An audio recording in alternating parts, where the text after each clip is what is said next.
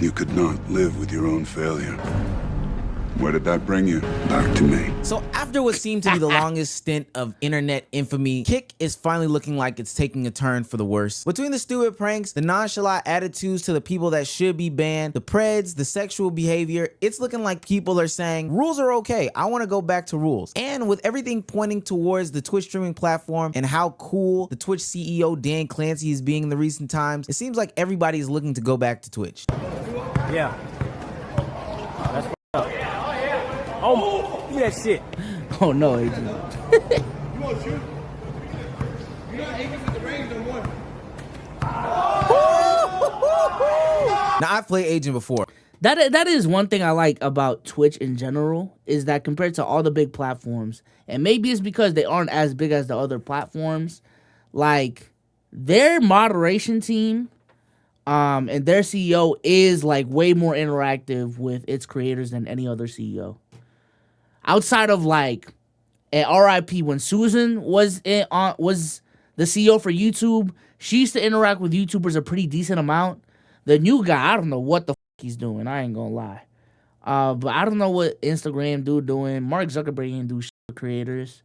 You know what I'm saying? Elon, he only do shit with Donald Trump. But Twitch's CEO, like he was there at DreamCon last year. I'm pretty sure he was there this year. And I don't know if they was just in the same city or this shit was planned, but I'm pretty sure he did a stream with Agent in New York. So Now,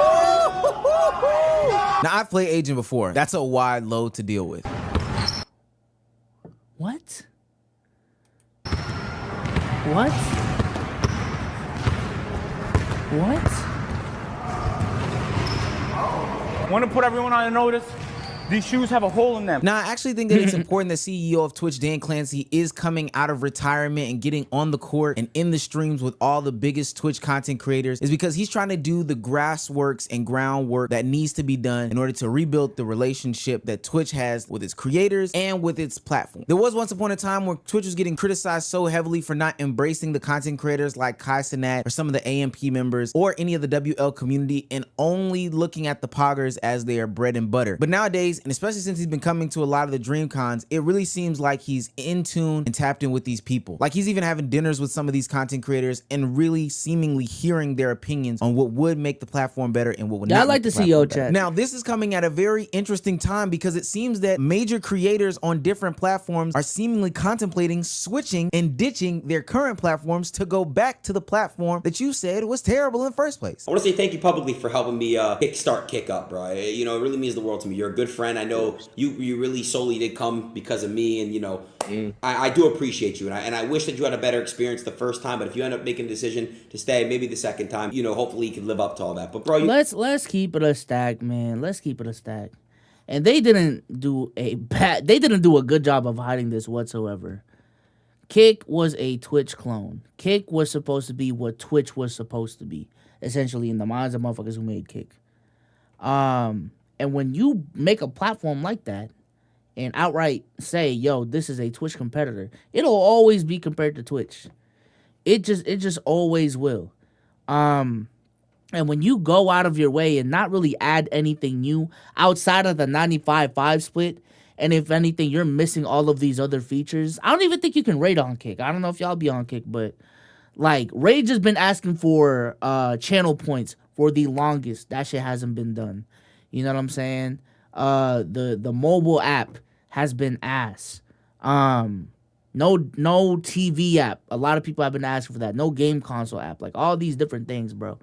Let alone like the ability to run ads and all these different shits, bro. Like it was obvious to me that once they stopped paying these creators upfront money or like a set salary or whatever the fuck they were doing, this shit was gonna crash. This shit was gonna crash, bro.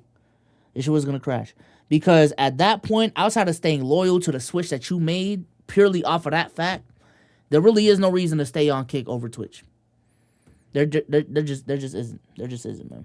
You know, it's all love, bro, and I appreciate you. Now, if one of the biggest creators, the face of the platform, has to beg another big creator to stay on the platform, then what does that mean for the platform as a whole? And let's not forget that Adin Ross himself is trying to get unbanned on Twitch. Now, in all trolls, I think that there has to be some truth in all of it. We just got to dig into it and see why they... And also, I think in the realm of content, bro, when people ask you what platform to pick, really the go-to answer is just look at the landscape and whatever community you're a part of, just go to wherever platform they're at, right? What the guys who switched from Twitch to Kick did is went away from that. You know what I'm saying? So, for example, if you're trying to do a basketball podcast and you see, there's no basketball podcast succeeding on Twitch. There's no basketball podcast succeeding on, Rumble or Kick. Then the answer is the platform where your podcast should go is on YouTube, because that's where all the basketball podcasts are at. You know what I'm saying? There's a little ecosystem that you can eat off of. There's gonna be like a ripple effect. This creator's viewers will see your videos, and now you're gonna grow. Boom. So when it comes to streaming, I'm gonna keep it a whole stack. Every single one of the WRL creators are on Twitch. Prior to the Kick switch, every single one of them were on Twitch. Outside of Speed, that's literally it. Outside of Speed, every single one of them was on Twitch. So when you're doing the activities that this community is a part of on a different platform, you are gonna create a certain level of fear of missing out, not only in your community but as you as a creator. Damn, motherfuckers going crazy on Twitch. I wish I was a part of that, but you're not, because you're on a different platform. That's just what it is. They would do such a thing. It could be a situation where Adin is looking at the climate of Twitch, seeing the people that he's cultivated in his audience and saying, hey, I don't like this. I don't want to be here. And honestly, a lot of people are telling him to do a sort of rebrand of such. Even when he took his hiatus, Kai Cenat had to step in and tell him, yo, bro, the reason why you were burnt out is partly because of you. And to be honest with you, you need to fix it. He was in Miami, bro. Fuck Miami, bro. I ain't gonna lie, bro. Just have fun on stream, bro. He might have to rebrand his chat a little bit, because they all, I ain't gonna lie, his shit is fucked, though. I'll be honest, bro. This is me being honest. It ain't about Adin alone. The shit that's gonna fuel this nigga is his chat. Adin, I'ma tell you what you have to hear. Delete the community. Just make a new one. Take out anybody who gets out of line within the community. And I don't think there's anything wrong with having an exit strategy, but that leads to people psychoanalyzing the exit strategy and how you approach, how you go about making that exit strategy. Because it kind of looks a certain way when you're now on a certain platform that is made for the sole purpose of saying, hey, we did not like this other platform, and you're making public apologies to the CEO of the platform that you left. Just because I'm gonna show what my chat is really about. Look how nice they are. They're saying hi to you, Dan. Look in the top right. They're all saying hi to you, dude. Look. Why did you ban me, bro, for unmoderable conduct, bro? All I want to do is come to Twitch and share the light, share positive vibes, and I want to collaborate with people like Jinxie and Kai again. My friend group has not been the best. They don't really stream. They don't really lift me up. They don't really make me feel like a good guy. Dan Clancy, if you give me a chance, unban me on Twitch, I promise you, bro, I'll be around people like Kai Cenat, and he will literally show me the light. Let me collaborate with my brother Kai. Yeah, I think what's really fucking up Adin too is the fact that he's banned on Twitch. You know what I'm saying? So, from my understanding, Rage isn't banned on Twitch, right? He just switched platforms. He has the right to do that. There's nothing exclusive when it comes to streaming on Twitch. Unless you're multi-streaming, but nevertheless, he's not doing that anyways, right? Not Adin. Rage can still do streams with Kai, can still do streams with whoever, because he's not banned on Twitch. You know what I'm saying? So that problem isn't really a problem for a guy like Rage, but for Adin, he's on some, man, if you show Adin on any of our streams, you're gonna get clapped because you showed a banned guy on stream. And that's what's really killing Adin. That's what's really killing Adin. Because he can't even collab with Twitch streamers while streaming on Kick.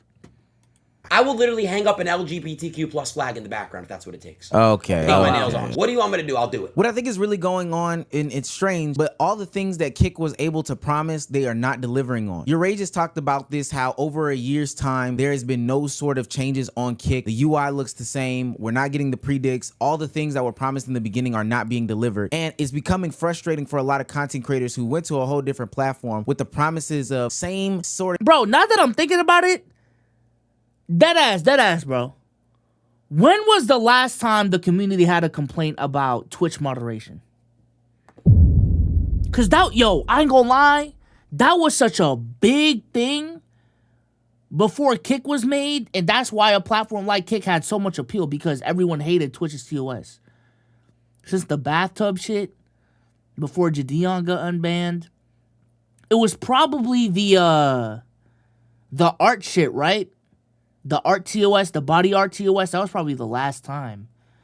But that's why I always felt like all of this shit was fake outrage, bro, when it came to the TOS, man. Because for motherfuckers who really stream on Twitch, unless you just got a completely different personal experience from me, that's fine. Twitch is lenient. Twitch is lenient on a lot of different things. That is why a lot of streamers go to Twitch, because of its leniency, right? Because on YouTube, when you play certain songs, your stream might go down live. Like, that still can happen on Twitch. That's happened to me on Twitch. But essentially what Twitch will do is they'll just mute the music after the stream is over when people want to rewatch the VOD, right? But on YouTube, depending on what you're streaming, your stream is going to get clapped. It's going to get taken down. Now you got to restart stream. You may get a copyright strike, and now you can't even stream, like all of these different things. But the appeal with Twitch is the fact that you can do that shit. You know what I'm saying? Motherfuckers watch whole ass Hollywood movies on Twitch, right? People watch the most copyrighted content on Twitch. And the reason why they do it on Twitch compared to all the other mainstream platforms is because Twitch is lenient when it comes to that shit. You know what I'm saying? Also, Twitch's whatchamacallit, auto moderation shit is not as good as YouTube, right? So with YouTube, if you cuss too much in your stream, the monetization on that stream immediately goes yellow if you cuss too much. On Twitch, that shit does not exist. That shit does not exist, bro. So I always felt like people were gassing the Twitch TOS from the beginning. For the UI, same sort of experience, just without the harsh TOS. Hey, Kick! What the fuck my predicts at, bitch? Niggas is useless! Fuck these niggas! Shit, bro, I don't know what type of ego y'all got going on right now, but y'all niggas need to remember, you niggas need us. Niggas don't need y'all niggas. And especially because the whole idea of the platform was supposed to be this TOS-friendly version, it kind of contradicts itself and is a little hypocritical when you see some of the main players on the platform get banned for things. Now, look, I think that they should be banned, but that's not the nuts that you decided to stand on, Kick, so it kind of goes back on you. And it even makes it harder when you're so critical on the face of the platform that even the face of the platform has to go crash out on you guys on the platform. Kick team, hello there. We want to give you a heads up. The content you're currently streaming is in the line with that. Hey, yo, Kick team, I know who's running this. Shut the fuck up. Respect Bammy. I'll take another 81-day break. Do that to me right fucking now. I dare you. Oh, you better wow. apologize right now. And I put that on God. Also compounding on the fact that all these Bro, I called this shit from the beginning, man. I called this shit from the beginning, bro. I called this shit from the beginning. Kick was gonna find out the hard way why Twitch runs their shit the way that they do. And they are finding out the hard way. And once they turn into just Twitch 2.0 with less features, the only thing that they got is the lack of TOS, and they don't even got that. I'm sorry, bro. That 95-5 split is not moving me. That isn't. So if Kick is just gonna become Twitch with the damn near same TOS, I'm just gonna go to Twitch. Fuck it. And I put that on God. Also compounding on the fact that all these things look bleak on these other platforms like Kick and Rumble, etc., is the fact that those that are returning to Twitch are seeing massive success and booms when they come back to the platform that a lot of people would call streamer heaven. Streamer Stroud returned to Twitch and saw 516,000 max viewers on his first stream back. And Ninja did the same thing and saw massive numbers and love coming back to the community which he once dominated. I think a lot of the reason why these people are seeing such successes on Twitch is because one, Twitch is known, and two, those other platforms are seen as cringy and they serve the purpose of just housing the weirdos that are not allowed to be on Twitch. Even if you are a good streamer or a good person on there, which I do believe that there are good guys on the platform, it's the fact that people cannot stomach the idea of going over there because it just looks a certain type of way. I don't think inherently the platform is a bad platform, and sure, it's missing some of the things that make this platform great like Twitch or make this platform like YouTube great or etc, but it's the culture behind it. And humans are creatures of habit, so if they've already fixed their mind to go to one place, there's no way that you can get all of them to then suddenly migrate to a whole nother platform, even if you are doing the same thing. Some of the I do truly think it's not even that. Like, it's just a fear of missing out. I ultimately think that's what it is, bro. Like, literally, Rage's whole group, which is FaZe, is streaming on Twitch, killing it, and he's the only one streaming on Kick. You know what I'm saying? Like, imagine if one dude from AMP just decided to stream on YouTube. Like, it would be weird. And at some point, when everyone is going crazy on Twitch, people are chat hopping on Twitch, like, you gonna feel left out. You gonna naturally feel left out that all of your friends are streaming on Twitch and you decided to be the only one streaming on YouTube. That's just naturally how this shit goes. Cause I ain't gonna lie, that was something Agent was contemplating before he started streaming again. Cause he used to stream like back in the day for on Facebook, right? And then I think he streamed on Twitch a little bit, but he took a really big break from streaming and then really got back into it once like AMP became what AMP became, like streaming became a huge thing for Kai and all of these different, like everything was heading towards AMP stream, like everyone being streamers on AMP, well, outside of Davis, which that's fine. But he was asking me like, yo, you know, what are your thoughts on streaming on YouTube or versus streaming on Twitch? Because at that time, there was a lot of hype when it came to YouTube streaming. At that time, a lot of people were negative on Twitch. At that time, a lot of people were gassing up YouTube's discoverability and all of these different things, right? But yeah, I told him, bro, you got to stream on Twitch. This is a no-brainer. This is a no-brainer. You literally have an existing ecosystem already built in with AMP already streaming on Twitch with Kai and Phantom. I believe, was Duke streaming at that time? I don't know if Duke was streaming at that time, but yeah, Kai and Phantom were already like one of the biggest creators on Twitch, and you would be missing out on a lot of community building things. If you were gonna be the only one that streamed on YouTube, and you was gonna feel left the fuck out real fast, real soon. So I told stream on Twitch. Fuck it, bro. You're overthinking it. This platform consciousness is based off of people just fearing missing out on massive numbers and massive collaborations and things that they could do on these platforms. I know it does suck to see all these other Twitch streamers get this massive amount of views and you not being able to participate because one brand is beefing with the other brand, but ultimately you decided to be where you lie and you have to live with what you died with. Like, I know you didn't think that it was probably going to be this platform in the beginning when you went over there, but as soon as there were a bunch of people going on Omegle streams telling 16-year-olds to lift up their shirts, I knew that left a sour taste in your mouth. And I know a lot of these content creators got to see that stuff. Plus, I knew that they also thought, like some of these creators, Rage and Bruce and all these other people, thought that, oh, we're going to get the biggest of the big names to switch over here, so it's not going to be that big of a deal. At least I'm with my friends. But when your friends don't go and you're stuck over here, it kind of leaves you head scratching and missing out over on the platform that is ultimately the most successful. Now, I will say this, ultimately, these things do take time. There are a lot of people that would love to remind us that things like Justin TV existed and there was a 15-year span of Twitch trying to figure it out before it gets to where it gets to today. And how some of these things took a long time to get to the platform, like predictions, like channel points, etc, etc. And those could be fair arguments that I may be able to hear, but the idea that there is two things that work in favor for Kick means that we have to shut that whole idea down. One, there is a blueprint that is in front of you. Kick didn't introduce channel points until 2019 because the idea of channel points did not exist. Things like gifted memberships, predictions, those things. Yeah, that's a weak ass excuse.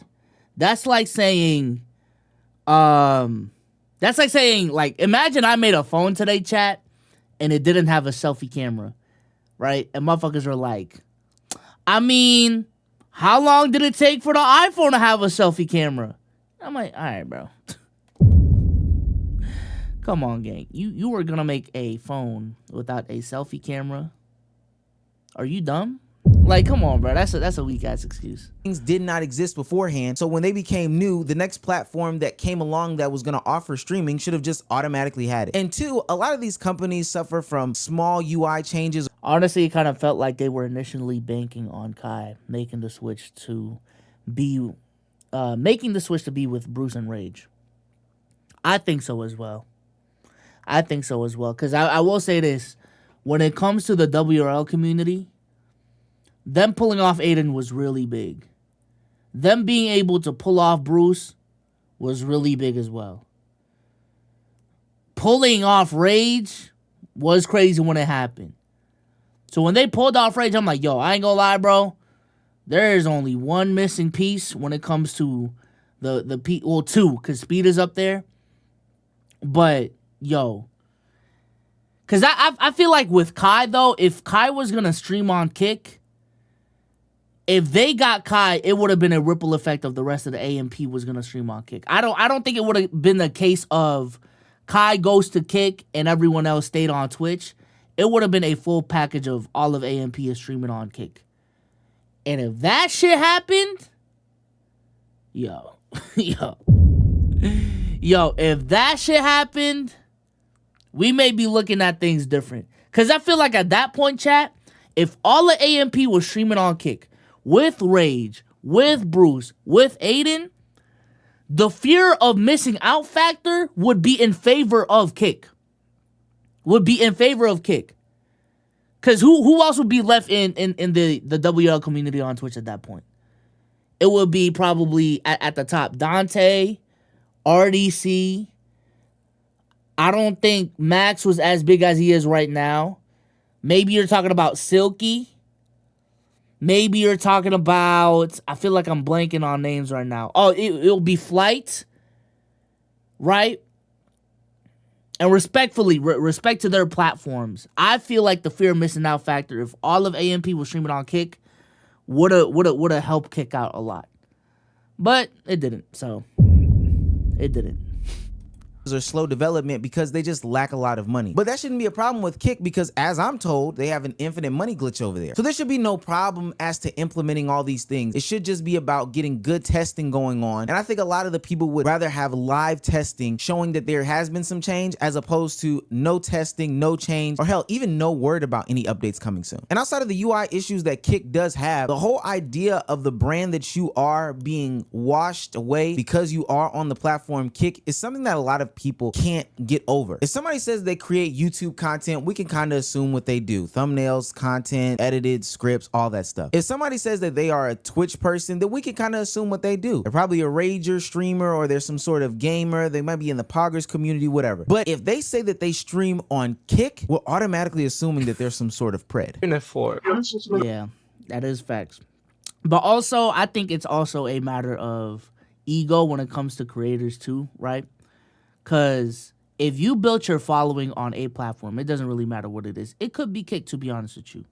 When you switch platforms, the conversion is never going to be 1-to-1. It is never going to be 100%, right?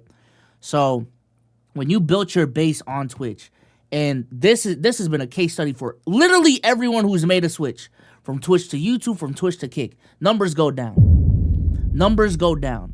And it's very rare that your numbers peak at that new platform, right? Because that new platform is technically essentially asking you to bring your existing following base to our platform. Not to create new followers from our platform, just bring your existing following base to our platform. So when that shit happens, most of the time your viewers get cut in half, by 30, 40%. And it's very, very hard to reach the numbers that you were reaching before you switch. I know this firsthand. As a guy who made like a 2-step switch. You know what I'm saying? Because we went from YouTube to Twitch, then from Twitch to playback, all the way back from YouTube. For people who don't know what prime Let's Keep It a Buck was, we was pulling 1,200, 1,300, 1,500 at times on YouTube. Once we went to Twitch, first stream, I think we pulled 800, 900, right? We pulled 800, 900. But as time went on, 500 was a good stream. Like, oh, shit, we got 500, 600 in here right now. Like, we lit on Twitch. On playback, watch parties are different, but the pod itself, it got even lower. The conversion was honestly better than I thought, to be fair. But it was, again, good stream was 500. You know what I'm saying? A lot of the streams averaged out at 380 to 400. But that's just the way that it is when you're converting people. But as the creator, though, when you're seeing all these different fucking numbers, it's like, God damn, man. It would be nice to stream to 1,000 people right now. You know what I'm saying? Like, it would be nice. Like, you're seeing the 300, 400, and you're grateful for it. That's fine. But it's like, damn. Like, I could literally go live right now on a whole different platform and have a way more active chat and have a better time. You know what I'm saying? And let's keep it a stack. It fuels your ego a little bit that you're streaming to, like, way more people. So. A joke. I think they're nice. Honestly, I love myself. For just a second. Just 1 second. Okay, just for a second. You guys go follow Twitter. I'll be right there. She ends up flashing him. But let's play back what his friend on Discord just said. Okay, just for a second. You guys go follow Twitter. I'll be right there. So he gets these girls to expose themselves just so that he can post them as clips onto Twitter afterwards. Boys, follow the Twitter right the now. What is wrong with you, man? Not only will you be labeled as some sort of predator, somebody that does sexual behavior, you'll also be labeled as somebody who is doing cringy or edgy things in order to get the clicks or likes. And damn, or a gambler. Like, there's no sort of connotation from like saying I'm a kick streamer that is any sort of good, to the point where Adin's loyal fans don't even like the fact that he is on there gambling because it ruins the mood. And trust me, they're not the only ones who get that shit from saying, oh, this is where we are, this is the brand that we hold. If you go on Rumble, I think Rumble is like one of the most right-wing platforms, and I don't know much about Rumble, but that's just what I get from it. I think Rumble is like the underbelly of Kick's underbelly. But all these things matter. When somebody says that you are a Nike guy, when somebody says you're an Adidas guy, when somebody says that you eat at McDonald's or Wendy's, all these things put the prejudice in people's minds, whether it be good, bad, or indifferent. So you got to think about what you say when you say the platform that you are streaming on. Now, trust me, all these platforms have issues. Even though IShowSpeed, one of the biggest streamers in the world right now, is housed on YouTube, it's only because he has to. YouTube streaming UI isn't necessarily the best. The simple fact of the matter is YouTube streaming just isn't strong like that. Although they have a huge user base of daily viewers or whatever the case may be. I think YouTube streaming is strong, so I actually disagree with that. It just depends on the content that you're doing. If you're doing like traditional show content, episodic content, I still think streams like that succeed way more on YouTube. You know what I'm saying? Like podcast shows. Like we see it with fucking Nightcap. Bro, I don't know if y'all seen the numbers Nightcap was pulling on live on YouTube, but we're talking about like 70, 80,000 people in them streams. Like, yo, Nightcap was going crazy at peak NBA hours and all that shit. Like the H3H3 podcast, they stream on YouTube and they pull 18,000+ viewers, million view streams pretty fucking regularly. So podcasts and shows, talk shows, that shit does well on YouTube. But the daily stream of, yo, I'm chilling with my chat, we're going from reacts to gaming, and then we go into the Discord and all of these different things. Like, essentially what I'm saying is variety streams. The streams where you go on stream and do 8 to 9 hours of gaming or whatever, that shit doesn't do well on YouTube. Ironically enough, it's because of the fact that I understand we make fun of motherfuckers for having TikTok brain now. YouTube brain compared to Twitch brain, YouTube brain feels like fucking TikTok brain compared to Twitch brain, bro. I'm gonna keep it a whole stack. YouTube motherfuckers are fickle, bro. Compared to Twitch guys, shout out to the chat watching this. But, bro, motherfuckers on YouTube, if they click on something and they're not instantly getting what they thought they were gonna get, they are tuning the fuck out. They are clicking off. But Twitch, they give you a little bit of the leeway. You know what I'm saying? Oh, I clicked on the stream. What's my favorite streamer doing? It don't really matter what he's doing. Let me just check out what the fuck he's doing. Like, that is a way bigger factor on Twitch than on YouTube. People aren't going to YouTube for streaming. And then when you have stuff like iShowSpeed getting banned for the car jumping over skits or whatever the case may be in his live stream, it's even more reason for people to not look at that platform. But ultimately, there is one platform that they turn around and look at to come to, and that ultimately ends up being Twitch. Now, don't get me wrong, Twitch is not perfect by any means of the imagination. There's still hella ads, there's still hella bans, there's still a lot of stuff that goes on Twitch that people are not happy with. But ultimately, do you want to be on a platform like YouTube that has a bad user interface, that is more strict on TOS, that I would say that just crackdowns a little bit harder and can ultimately affect more because your YouTube channel can be impacted by you getting banned? Or do you want to be somebody that's on Kick and be labeled with some of these weirdos and these preds and the gambling streams and stuff like that? Or God forbid, do you want to be on Rumble with Sneeko? Ultimately, I think Twitch is probably the best platform, and I'm not just saying that because I stream on Twitch sometimes, but the biggest creators in the world are saying Twitch is where you need to be. Yeah, and I think ultimately that's what it is. The biggest creators are telling me this is where I should stream, and that's where I should stream. When, to be honest with you, you can make a case for a lot of streamers. YouTube is probably your best option, especially from the start, in terms of just getting streams with the most amount of people in it. But that typically doesn't happen though. So W Twitch, man, W Twitch.